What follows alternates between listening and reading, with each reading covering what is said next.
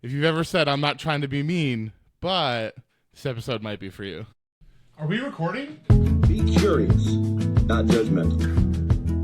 I like that.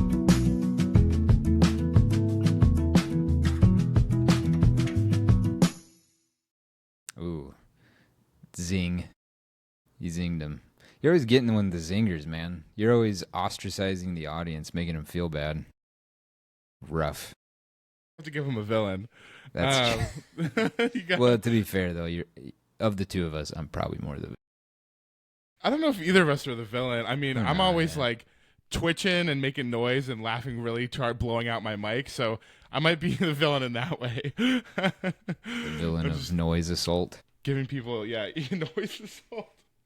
Ear assault. But yeah, so we're gonna talk about some. We're actually gonna spend this whole episode gossiping about anything and everyone. Yeah, we should just gossip the whole time. But yeah, we have an interesting episode. I thought of this idea. Whoa, welcome back to the save file. If you're listening, I feel like I didn't say that in the last episode or two, and I was like, oh no, we're not even introing. I know we have an intro, but I feel like we should still say that. This episode is brought to you by what's Hot Cheetos Gossip. It's a new type of Cheeto they have. Okay, I see what you did there. That's pretty good. Just mix the word hot. Yeah. No, but for real, I was thinking we were talking about like what we should talk about, and we were talking about what we should talk about, and I thought about last week and last couple weeks and various stresses, whether it's like work stuff, non-work stuff, world stuff, and I'm thinking just about how much you're having conversations with people about stuff that's going on, and I was like, I've definitely partaken in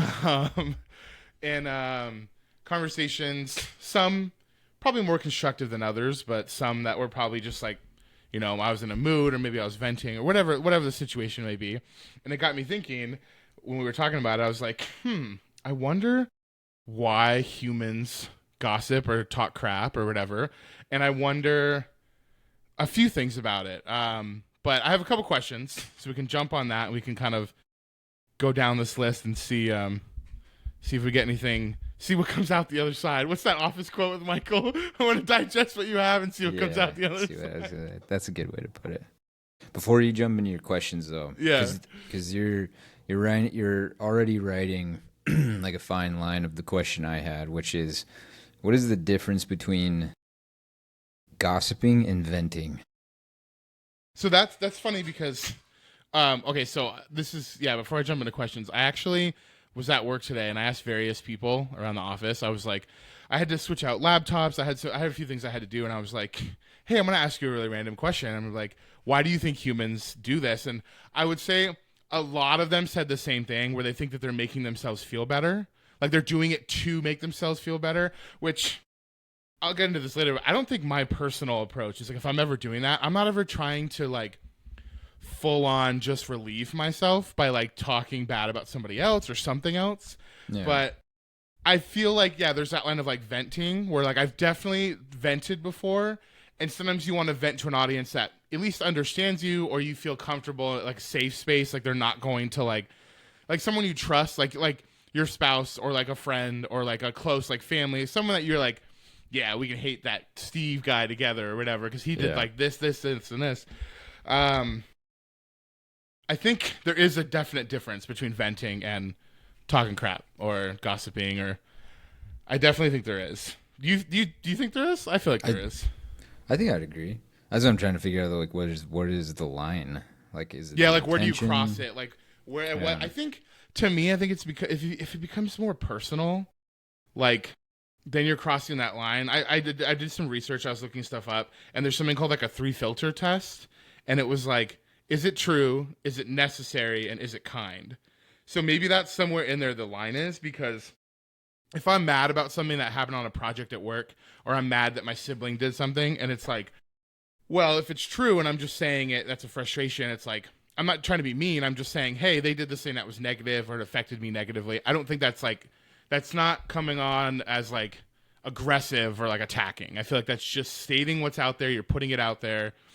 is it necessary? I think kind of goes in the route of like, can it be constructive? Like what you're saying, can you learn from it? Is like there a point to having this conversation? Like, if there's no point, then maybe you're kind of going down a more negative path. Or if there is a point, maybe it's like, well, you know, I'm mad because so and so did this thing.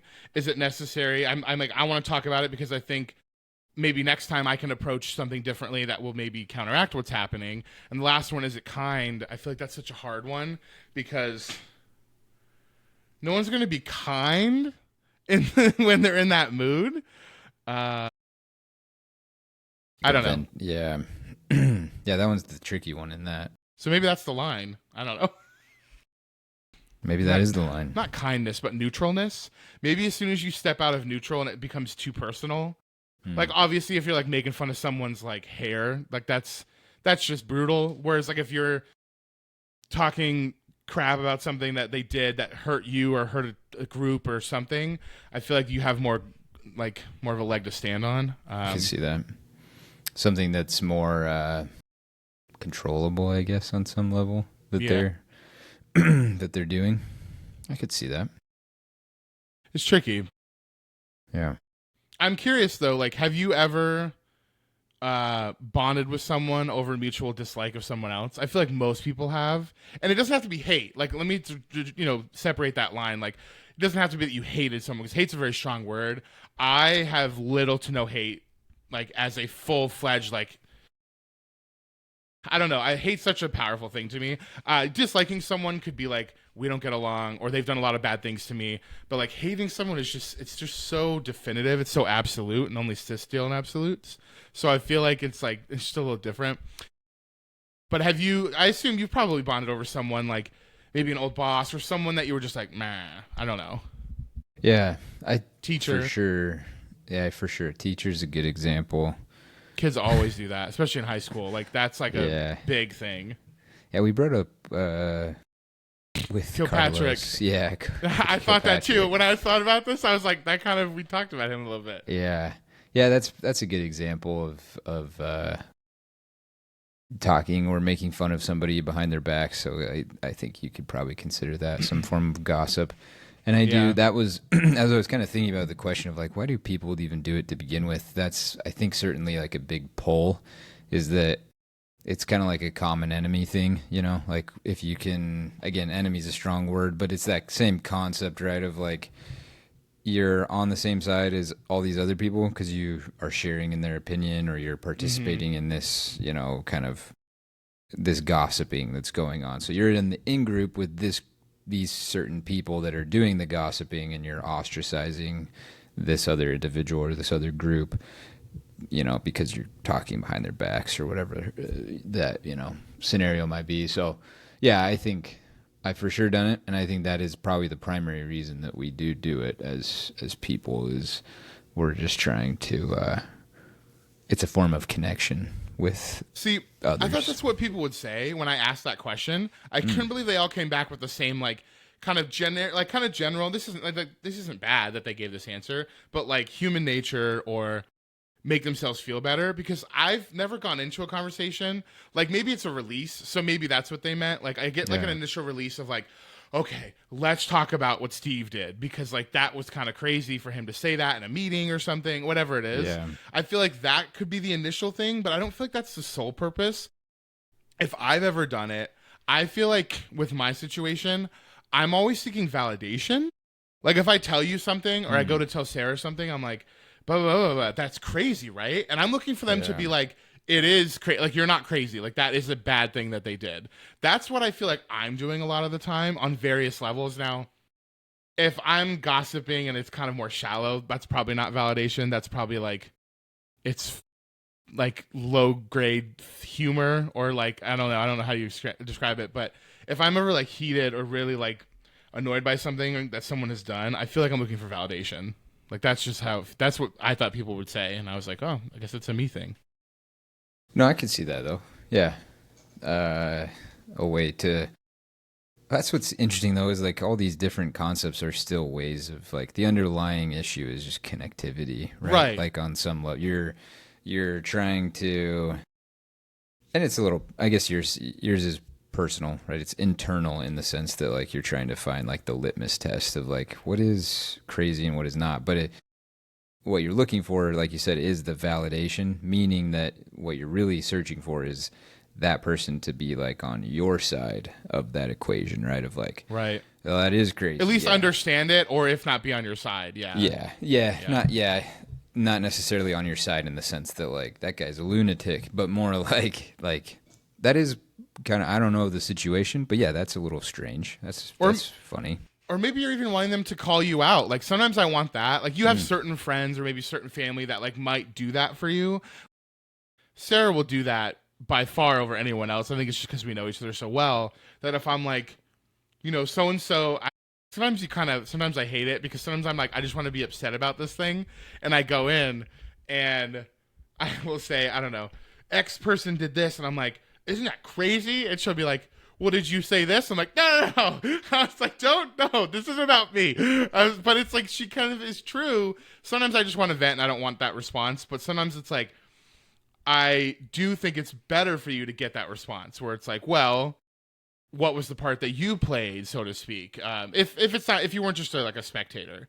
And I know I asked you jokingly at the beginning about the, like, you ever wonder if a group, like if you like leave or maybe you're 4 people you know are hanging out without you, do you ever think that you come up or like, and this doesn't have to be harsh. I'm not trying to attack. Like I imagine if I'm not around my family, like I probably come up, like they're probably like, Christian said this, man. Christian did this, blah, blah, blah. I feel like that's just always going to happen, especially with like a family dynamic. Or I'm sure Sarah's family has brought something up where they're like, yeah, Christian, like he hasn't been over in a bit or something. And it's like, I don't know, I'm going through like, you know, a million things and the world feels like I'm being crushed by one of those hydraulic presses. So I'm just like, it's hard to like expend more energy outward.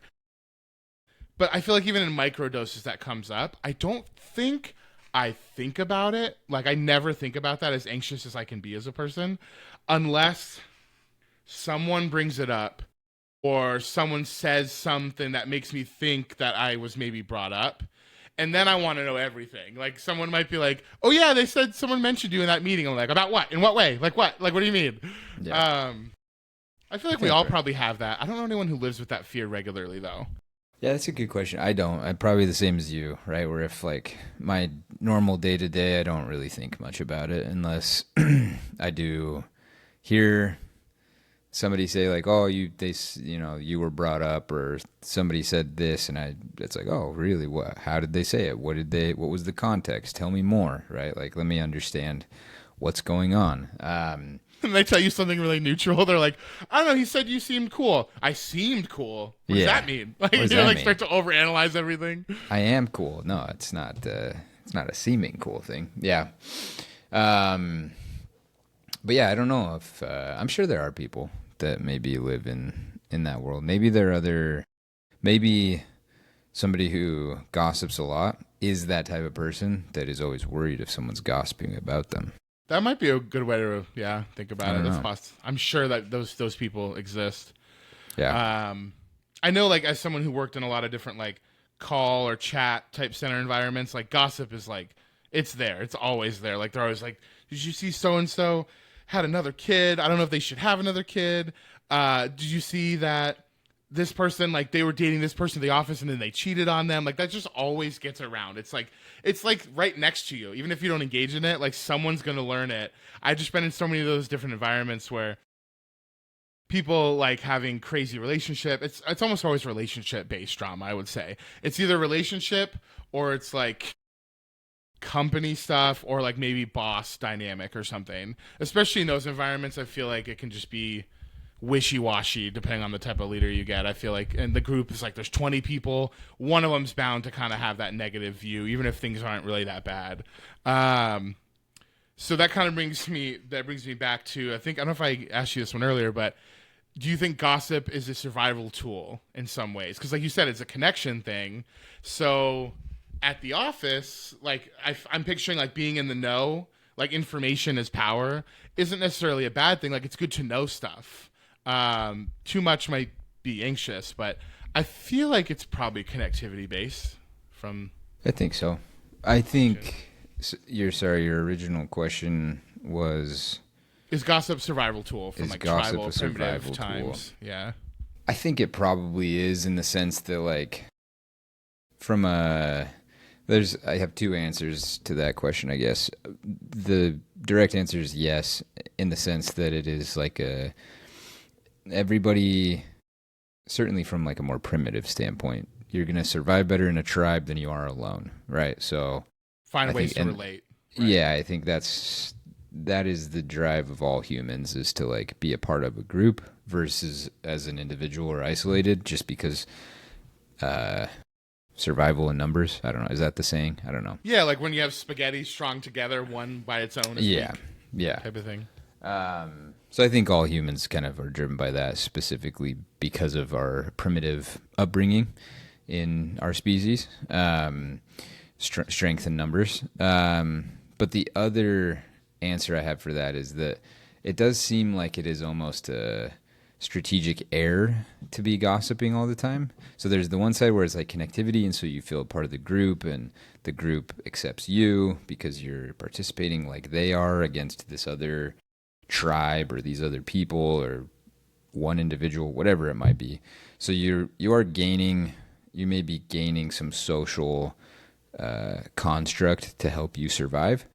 But I'm thinking about it in maybe a less primitive way, and more of just the general today, where that we're a little more disconnected from needing that. And I almost can see it as also like a strategic error, in the sense that, like, if you gain information and then you go tell other people right away just to get that kind of boost of connectivity, you lose a potential strategic advantage in using that information down the road, right? Like, if you have that and nobody else knows, you can do a lot of things with that. I'm not advocating that anyone should do that. So you're like blackmail. You're leaning towards sociopath, but I'm just saying from a general human perspective, you could see that as actually more of a strategic error on your part to find better opportunities, because you now have not even blackmail. You don't have to go to the person and say, like, I know this about you, that's true, and I'm going to hold it against you. It's just,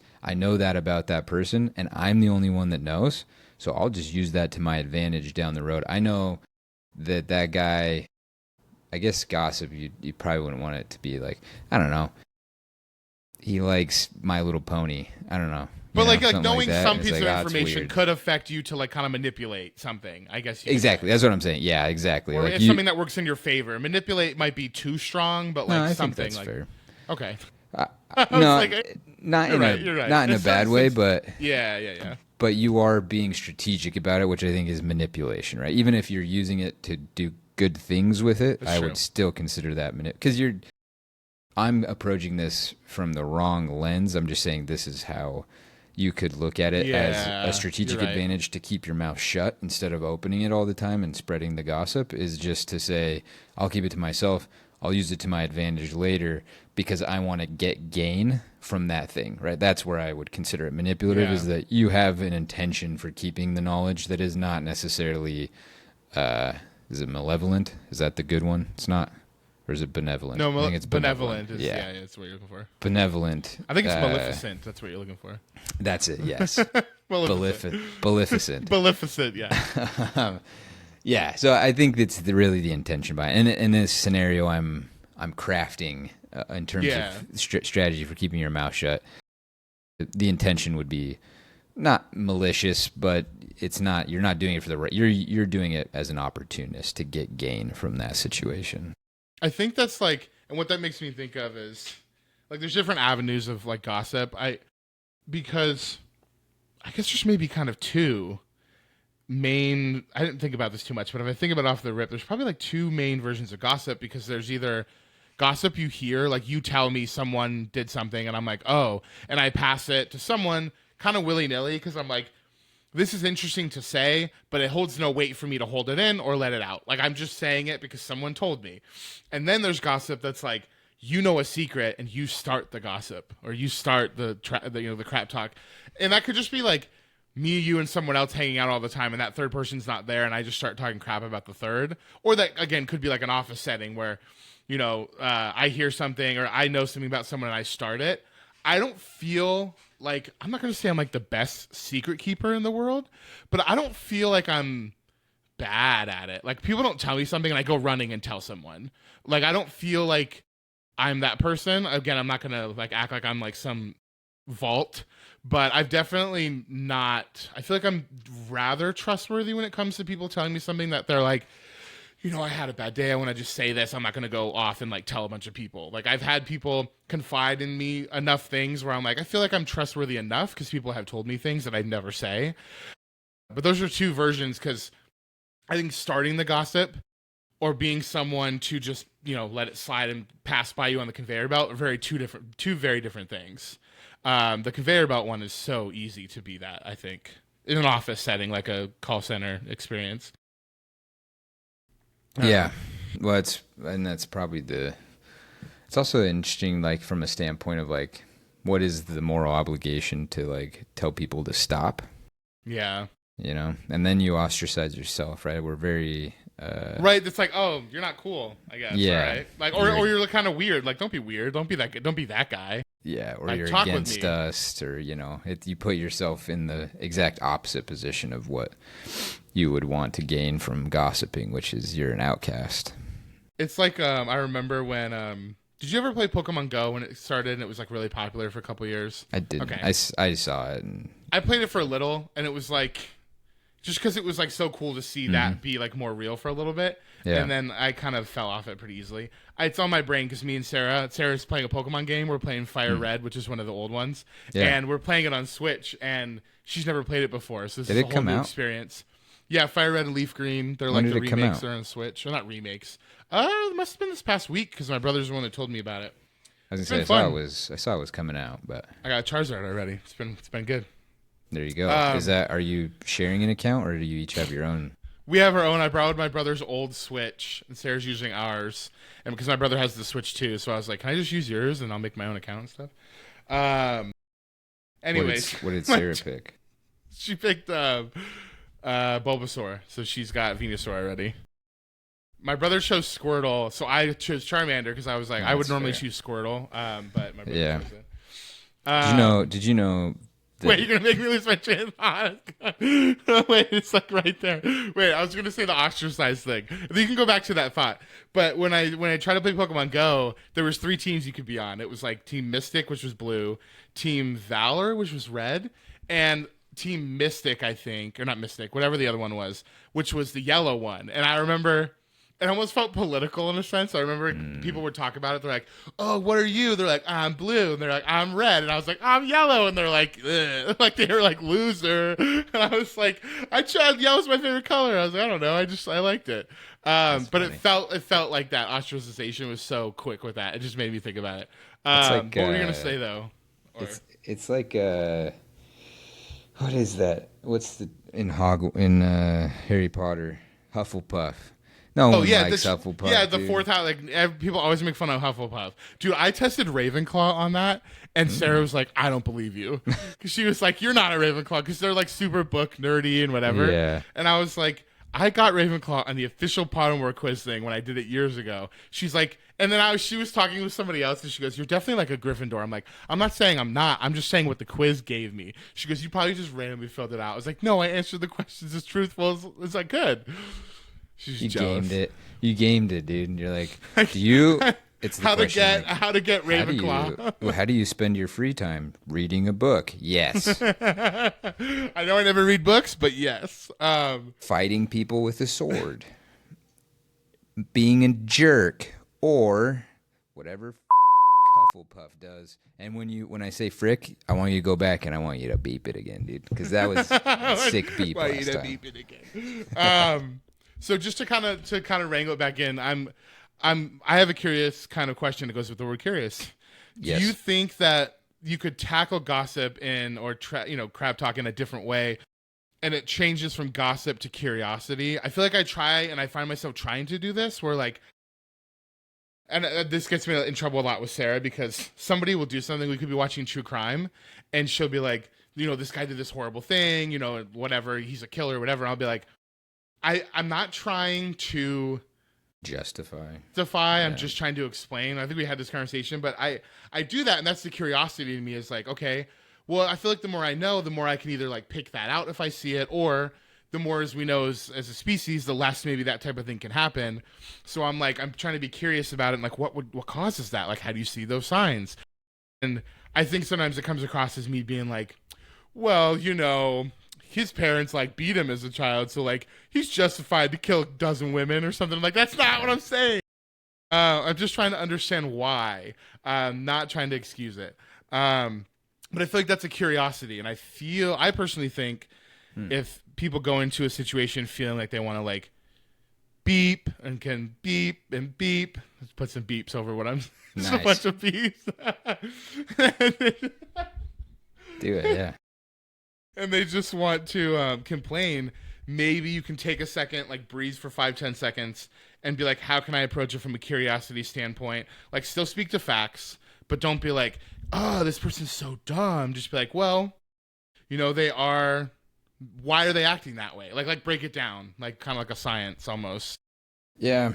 I think you probably land yourself back in ostracizing yourself territory when you do that. Depending on who you're talking to, yeah. Yeah, and the purpose too, right? Like the purpose of why they're gossiping. Again, that fine line between venting and gossiping.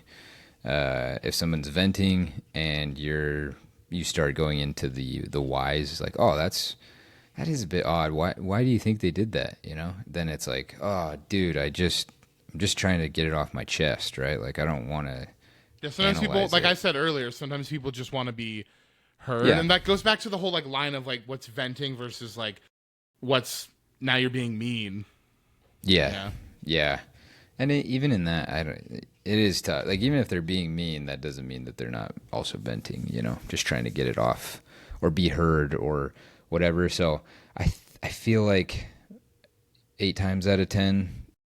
In that scenario, if you're trying to be curious, you're still going to ostracize yourself just because even if it's the venting situation where they get a little upset, they're like, I just need you to listen to me and you're asking me all these questions. I'm not, that's one side. But even the side of like just true gossip and like they just want to kind of talk about somebody behind their back, I could see them getting irritated in the sense that it's like, I don't want to you make them feel bad, right? Like at that point, you're making them feel bad. It's like, oh, geez, like if I really analyze it, then yeah, he's probably got a good reason for it. But right, now and then I feel like a jerk. Now you feel like, you turned it on, you played yourself. Yeah. Like TJ Khaled, you played yourself. Exactly. Do you think that we can vent about behavior without attacking like someone's identity? Do you think regardless of it, like even if you're venting about someone, do you think that that's like, it's never not negative? Or is it like, no, you can vent about something and it's still... Because even if you broke it down one step and you're like, hey, this person did this thing, and it's like, well, they have a bad attention span. And it's like, okay, that's one step and it's not really too bad. Maybe that's true. Maybe their attention span's not the best. Like you said, either you break it down and you go down that path, or you say something else that's simplistic and it's like, well, now it feels like maybe you are attacking them. Like I have ADHD, so someone might think they're attacking me if they say something like that to me. Yeah. Even though I wouldn't take it that way, someone might feel that way. Yeah. I don't know. I feel like it's always going to be venting is kind of negative, but at the same time, you kind of need it. Like in therapy, you vent. Right? Probably depends too. Yeah, I guess it depends on to what extent as well. Like gossip, maybe this is a better way to like delineate between the two. Is that venting? At least in the way that I would do it, would just be to one other person. Like I would just be telling one other trusted person about something that happened and how frustrating it was. And we can have a little laugh about it if they know the other person or, whatever. But I'm not trying to spread this big, this big rumor. I don't necessarily, my intention isn't to try and get it out to like a lot of people. It doesn't need to become some systematic level thing. Yeah. And so I think at what level does that need to happen? Has there ever been a situation where you're like, this person's clearly not great, like, and maybe we all need to come together and learn this so that they shouldn't have the power or the influence that they do? I'm sure that that's like a hard thing to decide on, right? Like it's not easy to just jump on board. If 2 people out of 10 think that one person in the group is like weighing down the ship, like they're an anchor in a negative sense. It's like, well, how do we get everyone on board if that person doesn't want to change or doesn't want to listen? Because then that's not gossip. It almost becomes more of like a movement and could be for the greater good. I don't know. Mutiny. Yeah, mutiny. Mutiny. You're like, what you are describing is mutiny. It's called mutiny. That's pirate. That's pirate verbiage. Yeah. Yeah, that's a good point too. And again, it kind of comes back to intention, right? Like you said, it's more of a movement at that point. You're trying to institute change because you fundamentally believe that somebody is either incapable or using their influence for negative things, or lauding power over other people, or selfishness. Selfishness, whatever it might be. So you're trying to be an agent for change in that case. So I think that people probably use gossip in those. That could be a strategic weapon in that instance, right? To kind of spread that rumor, or to divulge a piece of information that would be damning to that individual or whatever. But I wouldn't consider the movement itself gossip per se. And again, it depends on how you go about it too. Like there could be a professional way to handle that. Yeah, scenario. I've had people tell me stuff before, and you probably have maybe had this as well, but I've had people tell me something, and it's the most awkward when when someone does come to you and they're like, oh my gosh, like, can you believe this? And in your head, you're like, outside, you're kind of just like, yeah, but inside, you're like, I totally don't agree with you. Or or maybe you ride the line, you're like, I could see why you have like that point of view, or maybe why that's a concern, but then ultimately you're like, what you're doing, the way you're talking to me, what you brought up to me is not changing anything or whatever. But sometimes it's like you're not close enough to the person to be that real. I feel like if someone was really close to me, like in a work scenario, and they said something, I'd be like, I will hear you out. And if this is a concern that is systematic, then we should try to figure it out. But if you're just coming to me and you're like, so-and-so on that project was like, they were bad because of this. And I'm like, yeah. But they just continue to just double down. And I'm like, I'm not here for that. Like that's not getting us anywhere. Now I just feel like you're telling me stuff I don't need to know, because now I can't be what is it called? Plausible deniability. Now I don't have any plausible deniability that so and so didn't say this to me. No, that's a good point too. And I probably spend like 90% of my time in that space of like outwardly saying exactly what you said, I could see how that'd be frustrating. I could see how that'd be tough. But internally, even people I'm close to, That's internally the hardest. I'm like, I don't that really get it. I don't care. I don't. I don't care. You're like, why are you putting your energy towards this? Like, exactly. Vent for a minute or two, sure. But then, like, when you keep going on it, I'm like, I don't. Now you're just. What is that saying? It's ruminate. There's rumination is like when you just sit there and you let it like consume your thoughts for no real good reason. There's like a saying. Is it revenge?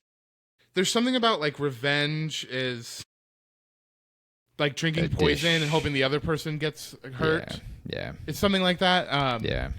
And that's how it feels when people get past the point of like venting, and then it's like maybe there's some constructiveness, and then if it's not constructive, then it's like, well, now are you just hurting yourself? Like, because now you're also spilling something to me, and it's like, how well do you trust me? Not that I would say something, but like you don't know. I had just like a little side story. This is from a job I had a long time ago, and I wasn't there at the time when this happened. But just after I had left one of my old jobs, there was, most companies have like an internal like chat system. They have email and like a messaging system at this point. Yeah. I mean, even then, I've had a messenger type thing at like every job I've had, outside of like early jobs that weren't like in an office. But there was a couple people that were talking crap about, I guess, like upper leadership in a group message, and I heard they got fired. And I was like, my initial question was, how did someone find out that they were talking? Because I thought the two were talking to each other. And like, if you and I had a message and we were like, again, we'll pick on a random Steve. No, we'll do a new one. We're picking on Brian.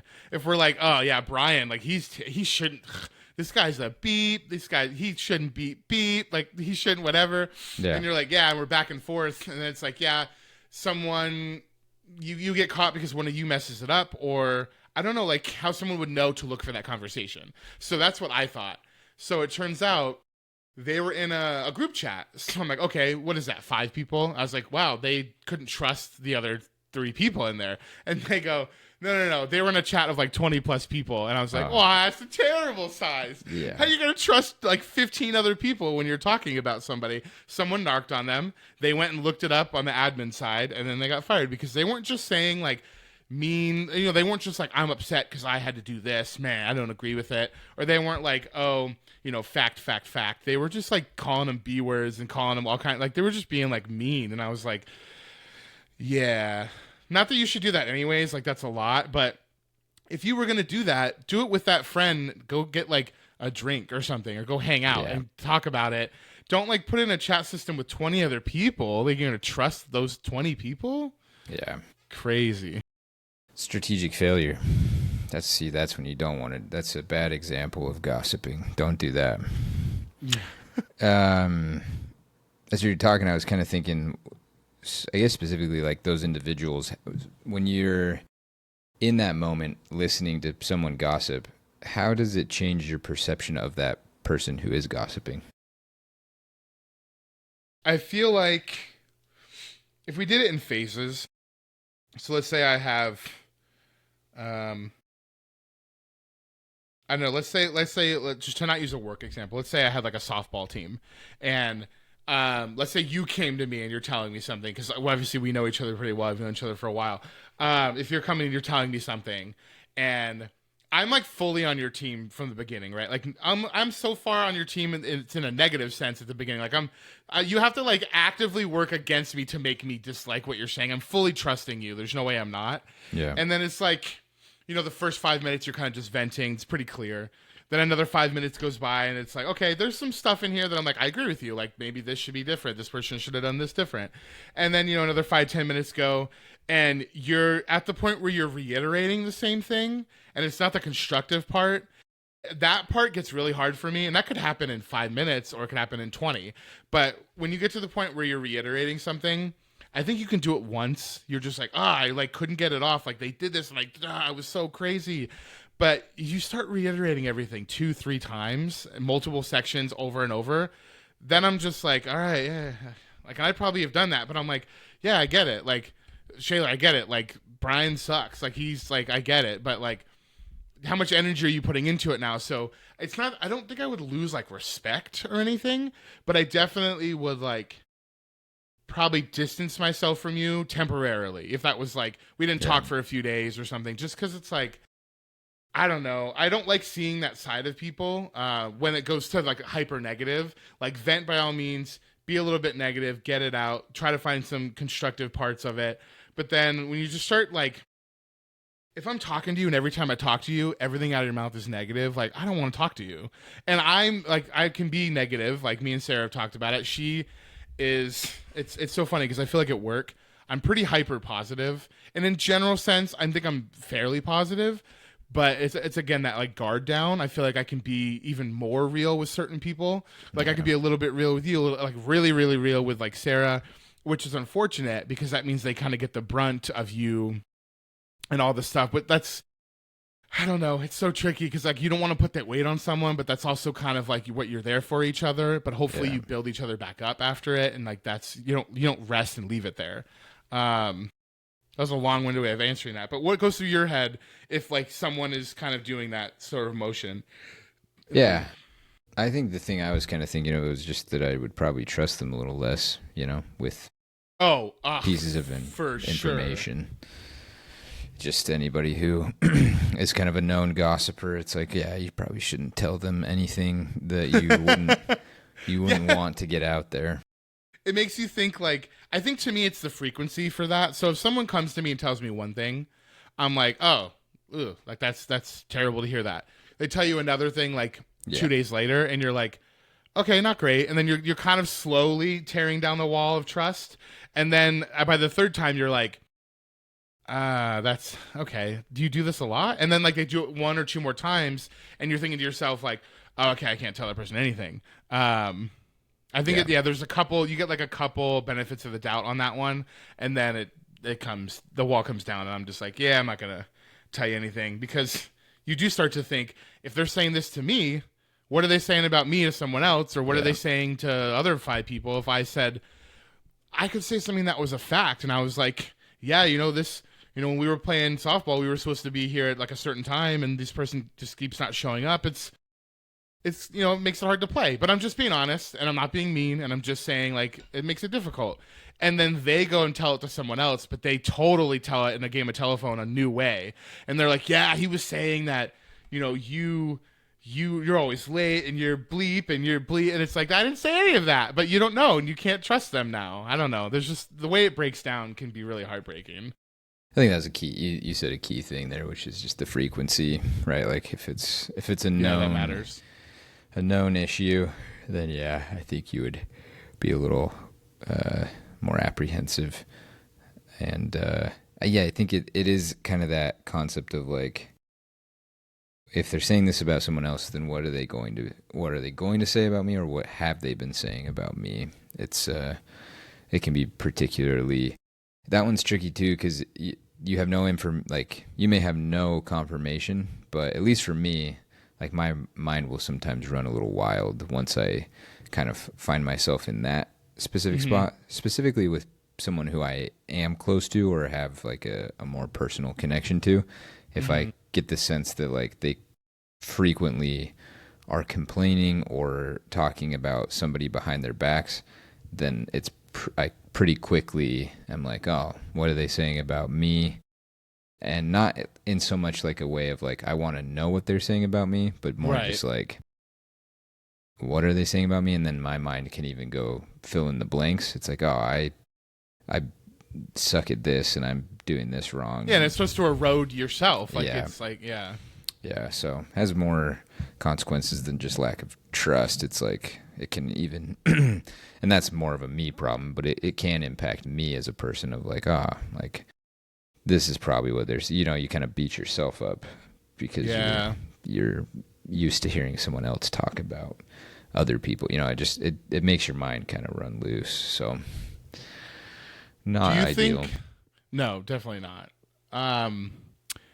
Do you think that gossip for some people or talking crap for some people is like a way to reduce anxiety about someone that you like don't understand? I feel like that could be the true for some people. I don't know. Yeah. Like you're trying to get it out and you're like, it's like you're being constructive in your head, but you're not venting it, like you said, because like you don't want to feel like you're gonna get that ostracization. That's probably not a word. I don't know. I've never written it out, so I don't know. I couldn't even say it. I couldn't spell that if I had to. But I feel like in your head that might be a way, like subconsciously, that you're like, oh, I'm going to vent this. And if that person gets it, then maybe my line of thinking was correct. And there's that validation part. And then you're like, now I feel a little less anxious because maybe my assumption about them based off the information I have is making me understand them a little bit more. Whereas before I didn't understand it at all. Like, why would some people make choices? Again, like another like old job that I had where we had to annotate and do like analytics for, I'm going to say like what it is, but like items, let's just say that. And it would, like, I would go in and have to fact check a million things.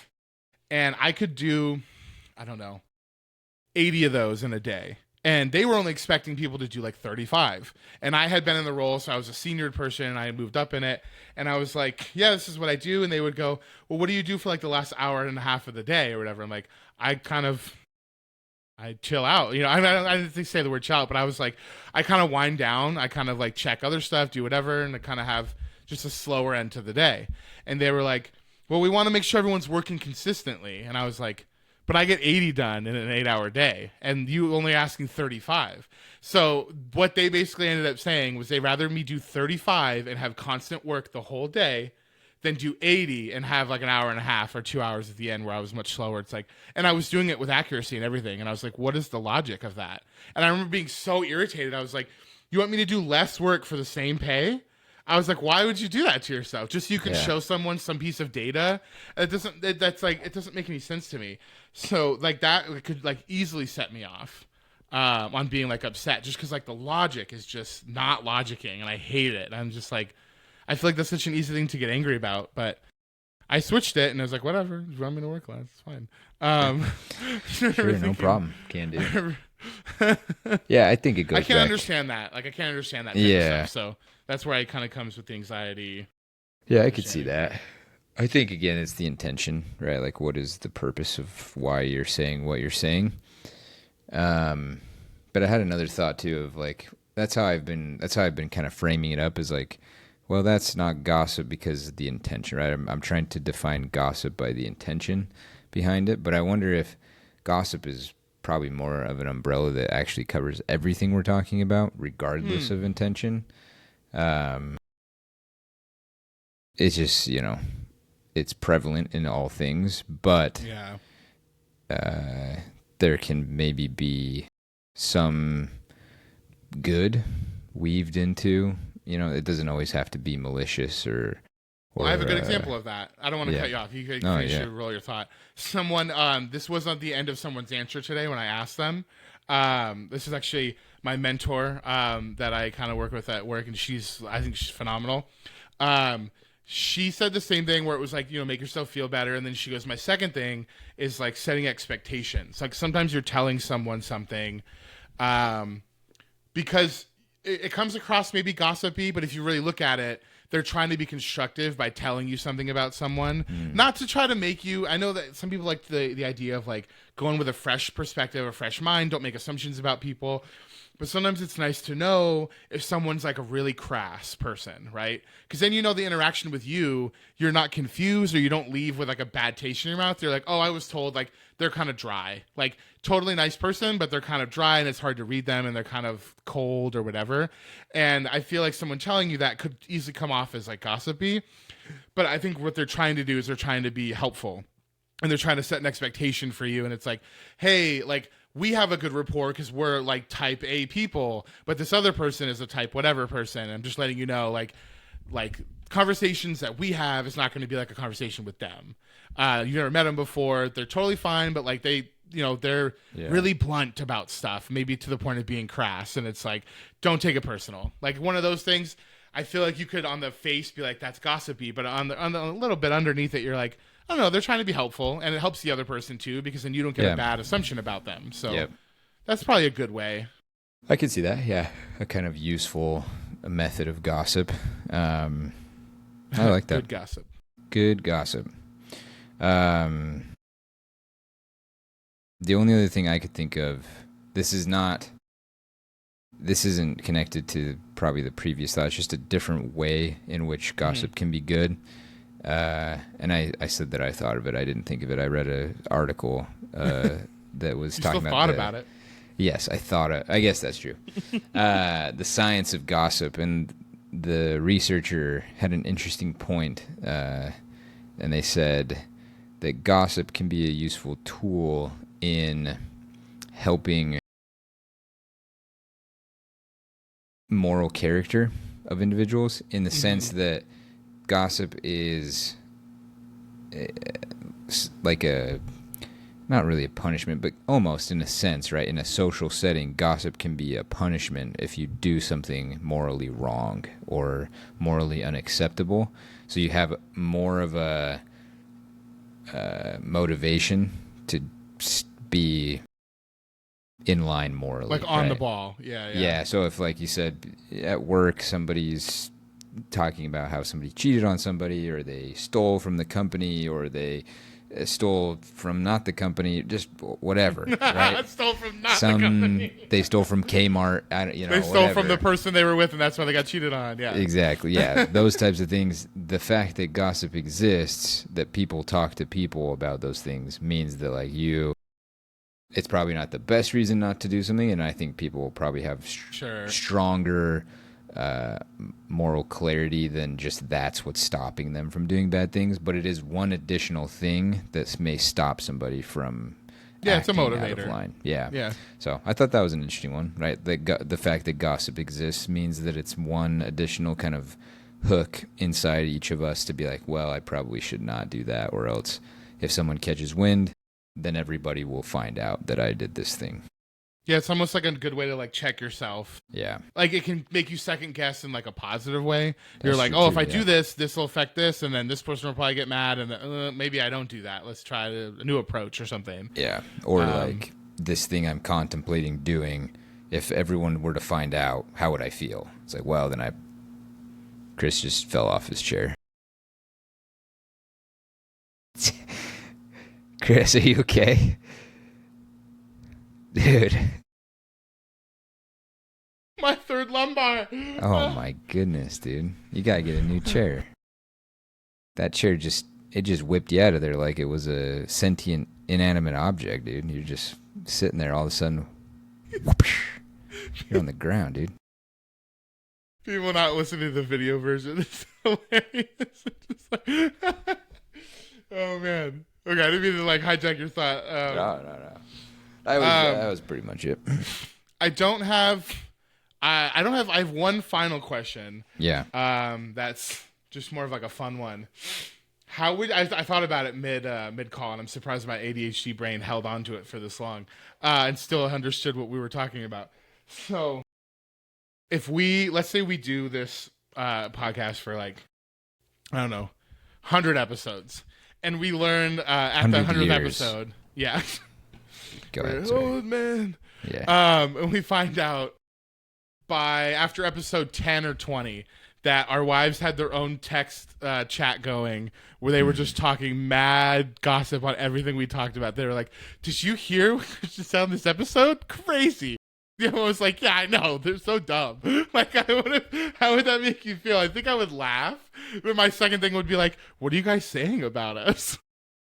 I think, yeah, I'd probably with you. I'd probably laugh, and then I'd be curious, what they'd be saying. But I think the overarching feeling would be just grateful that they listened at all. I know, right? Man, thanks for listening. I appreciate it. I know you have to listen to me all day, every day for the rest of our lives, but I'm glad you also chose to listen to me. That's why I want everyone listening right now to give us a 1-star review, just to know that I just want to know you were listening.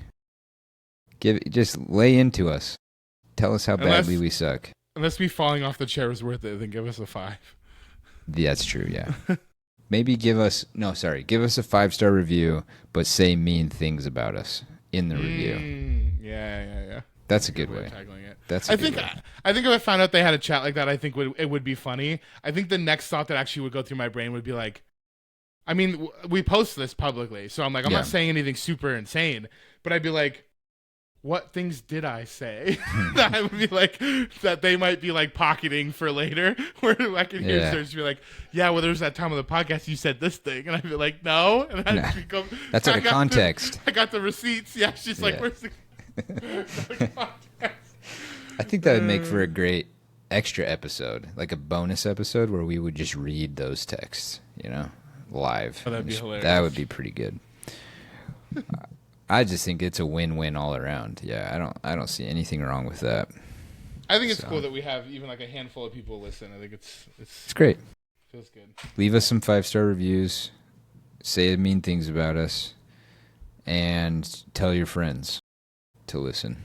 And share mean things about us. Tell them to gossip about us. Yeah, tell them to gossip about us. I'd be grateful. I'd literally be grateful. You'd see me Thanksgiving Day saying, what are you grateful for, Shayler? And I'd say, remember that one time in March when we asked everyone to say mean things about us? I'm grateful for that. Thank you. Yeah.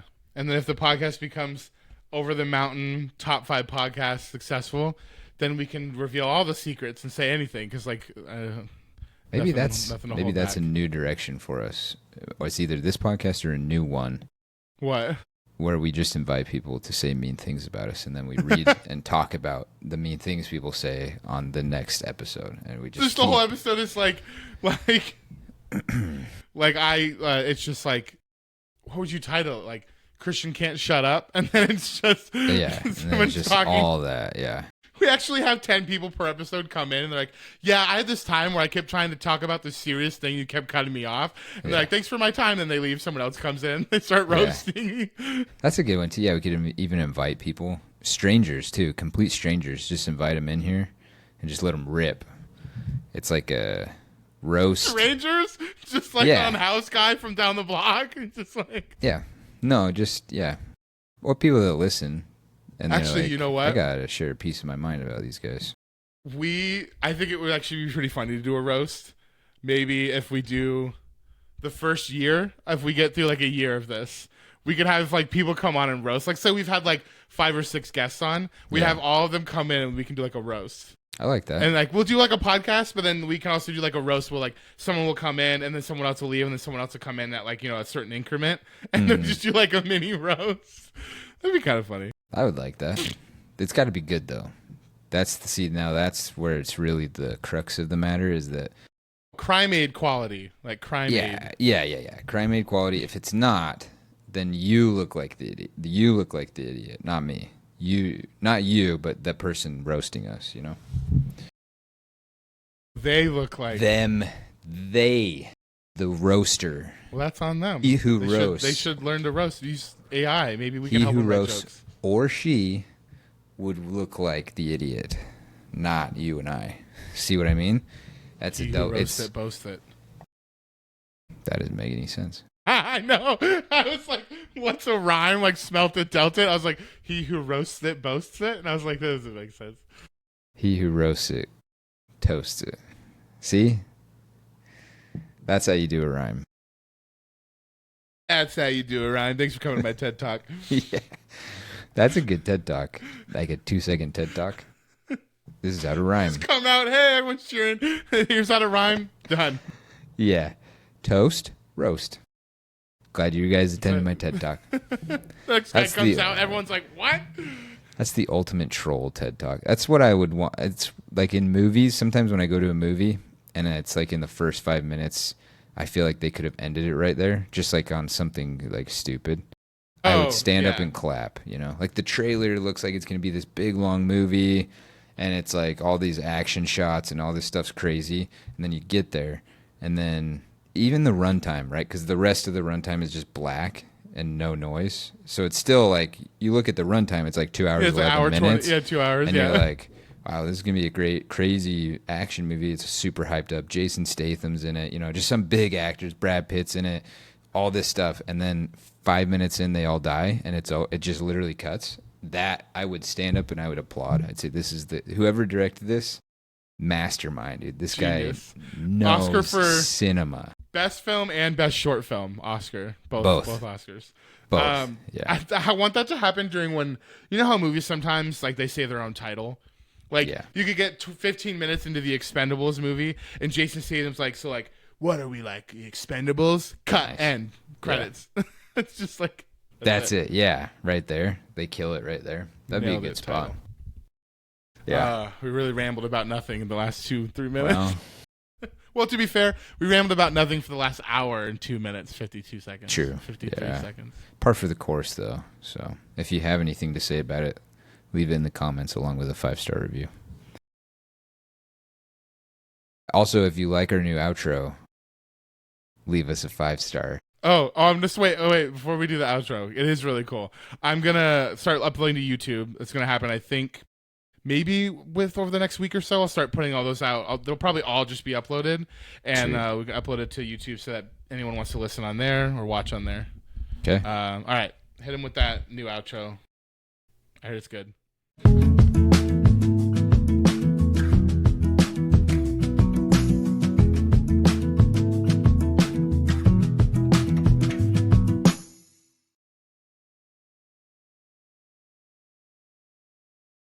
How long have you been there? Just a day so far? Yeah, I got in 4 o'clock your time. When do you leave? Like, how quick is this trip? Tomorrow at 5. So okay, little one-dayer type thing. Yeah, it's nice. They've got a direct flight now from Salt Lake to Bentonville. So. Did you used to have to connect every time? Yeah, so you'd have to fly through Dallas, Fort Worth, which was mostly okay, but I got my first trip out here. My return flight got delayed, so I got stuck in Dallas for a night, which was less than ideal. Yeah, that sucks. I still can't believe that when we went to New Zealand that we had to go to LAX and then fly out to Auckland. I was like, Phoenix is a pretty big hub. I was like, how do we not have like a fight that goes there? I thought that was crazy. Yeah, that's a good question. I don't know if Salt Lake. I don't think Salt Lake has one either. It sounds like most things out that way, you got to go to LAX. So it's much later for you right now, then, right? But you're on our time still, kind of mentally. Yeah, it's 8:30 here. It's not too bad. Right? They're not two. They're It's only just one one. more. That's Yeah. right. Okay, not too bad. All right, fair enough. So no kids tonight. You'll have to fight with them to go Didn't to have sleep. to fight. That'll be on Danny tonight. So I'm free and clear, man. Does she ever take trips? Does she ever go to Bentonville? Or has it just been you that's doing it? Just me. I don't deserve to be here, but that's who gets sent. So I feel like I don't deserve to be here. Could be taken in two ways. I can't. it's like a punishment. Yeah, they're like, Nah. yeah, I guess the guy that like gets like, the least amount of whatever done has to go to Bentonville. You're like, they sent me. Sent me. No, it's actually pretty cool. It's I don't know, meeting with Walmart buyers. They're buying millions of units of stuff, and it's not an easy job, and it's just cool to meet with them, hear from their side of things, what's going on, and get to see Walmart. Bentonville's interesting. It's like the airport's super small. It's literally as you leave, there's like a cow pasture like right across the street. It's a nice airport, but it's right in the middle of cow land. Then you get in and there's like little suburbs, but nothing crazy. And then there's like Walmart campus, and that's like the epicenter of everything. No skyscrapers or anything, but just I think they have like 8 or 9 kind of mid-size office buildings that comprise the total campus out here. Okay. So Yeah. it's just kind of interesting. You're going through this little town, and then all of a sudden there's like Walmart headquarters right there. So Do you eat anything out there that you wouldn't eat like back at home? Is there anything They you're like, do. oh, they have this place? they have good barbecue. Yeah, of It's the course. South, so they've got some good barbecue places. But I'm also never here. I'm only here like 24 hours every time I come. I was gonna so say, I don't do a not lot really of enough time to like venture out, really, and like, yeah. And it's kind of like I don't know if you call it a badge of honor. Walmart's a little less this way than it used to be. So Sam Walton, the founder of Walmart, was very much like a frugal guy. He would make like executives at Walmart sleep in the same hotel rooms when they travel, like to save money. Double up in a queen's, 2 queens or whatever.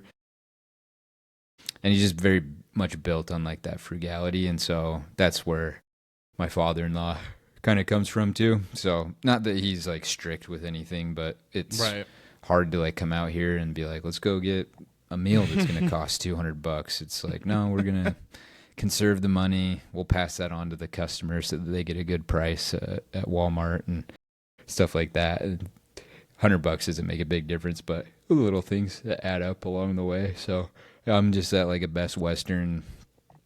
We eat the free breakfast in the morning, just stuff like that. So I got you.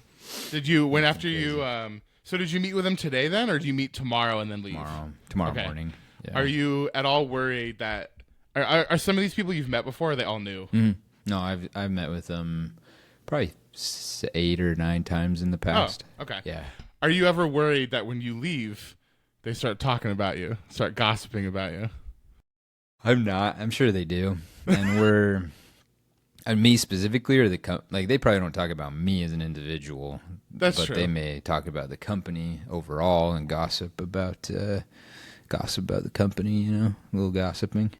I mean, I know I've been known to drop a hot goss or two, and